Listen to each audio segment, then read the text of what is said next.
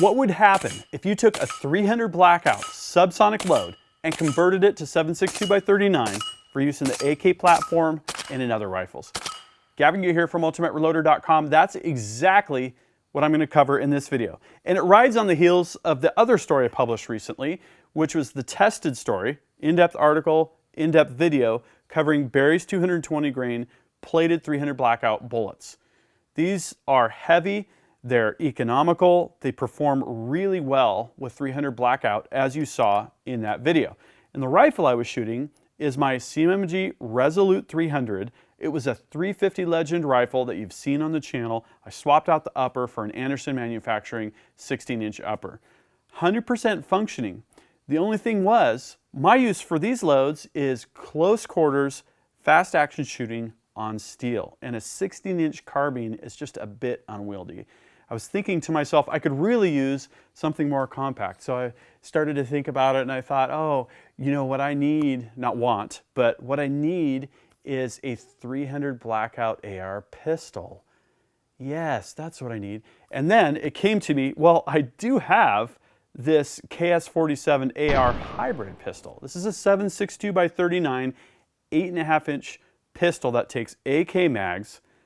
It's just about what I would want in a 300 Blackout. So what if I took the load for 300 Blackout and just kind of worked it a little bit, massaged it a little bit so that I could use it in the KS-47 and also in a 16-inch AK style rifle. This is an NPAP here.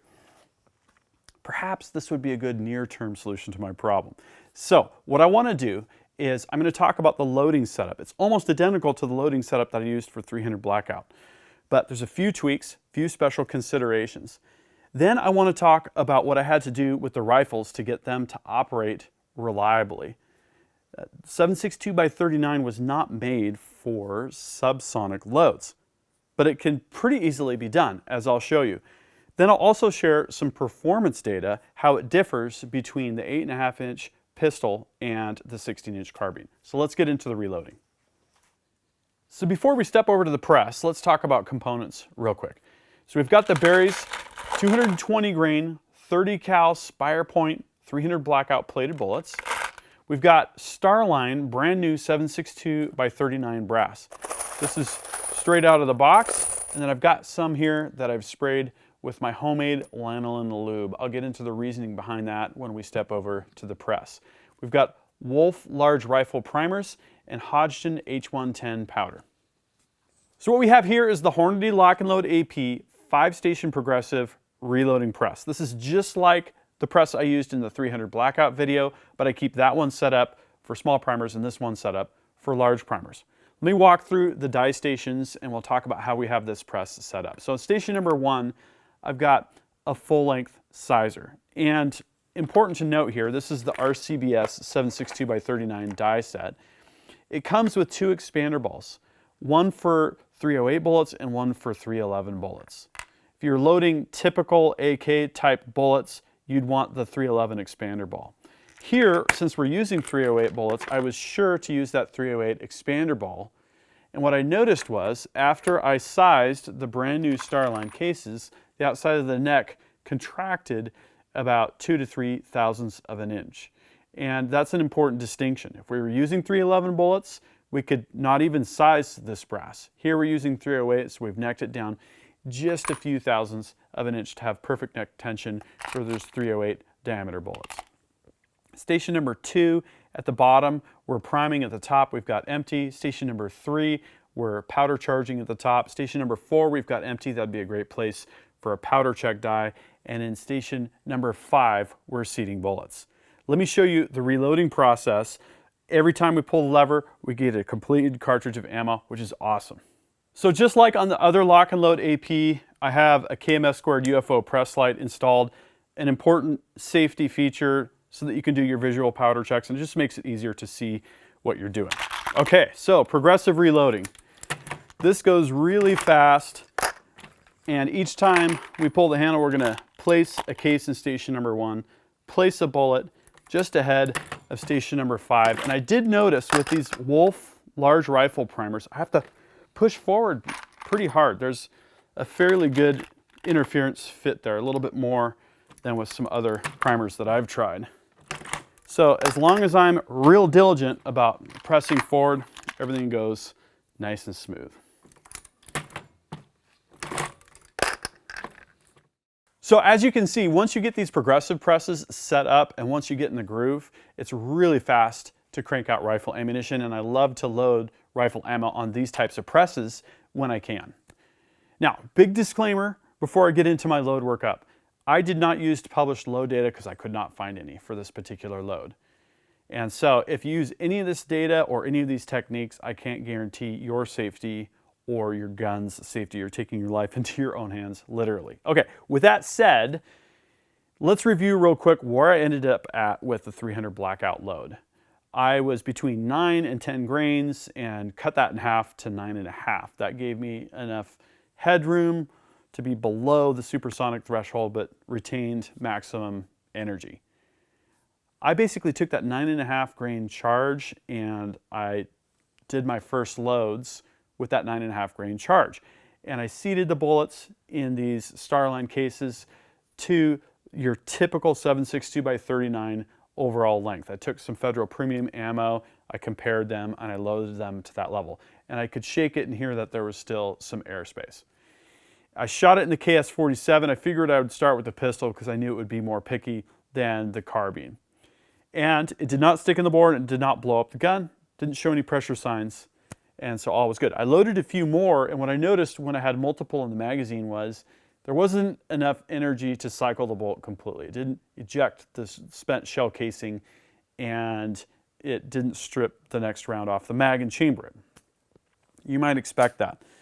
And so what I did was I worked up my charge weight by 0.2 grains successively and shot strings of 6 rounds. 1 off to the side of the chronograph and then 5 through the chronograph. What I've noticed is if you pre-charge your suppressor and then do successive shots, you'll get more consistent velocities. Sometimes that first velocity will be just a little bit off because the suppressor is just full of air instead of gases. That's my theory. So what I found was it still wasn't quite enough when I got to the appropriate velocity, about 1,000 feet per second, to cycle the bolt properly and to feed rounds reliably from the magazine and to chamber them completely. So what I did was I took the buffer and the buffer spring out. I noticed it had an H buffer, which is a heavy buffer, and a heavier spring. And I took a carbine buffer, a standard weight carbine buffer, and a standard carbine spring for one of my other lowers, and I tried that. Voila! Good functioning. Not perfect, but good. Every once in a while, I will still get a situation where the bolt won't go all the way back. So I decided I would call that good. I fiddled around with velocities and a bunch of things, and that was the best combination that I found. What I'm going to do as a follow-up is I ordered a light buffer kit that comes with 3 different buffers that are a lot less in weight. A standard buffer is about 2.6 ounces. These go down to 1.7, somewhere thereabouts. So as a follow-up, check the comments here. I'll keep you guys posted on this. I'm going to try one of those light buffers, and I'm guessing that it's probably going to work really well. When I shot that 10.7 grain load in the NPAP, the 16-inch carbine, 100% functioning. No problems whatsoever. So, can you do 7.62 by 39 subloads? Absolutely. I actually have an adjustable gas block for this NPAP, and I thought I might need to use it. That's not the case with this particular load.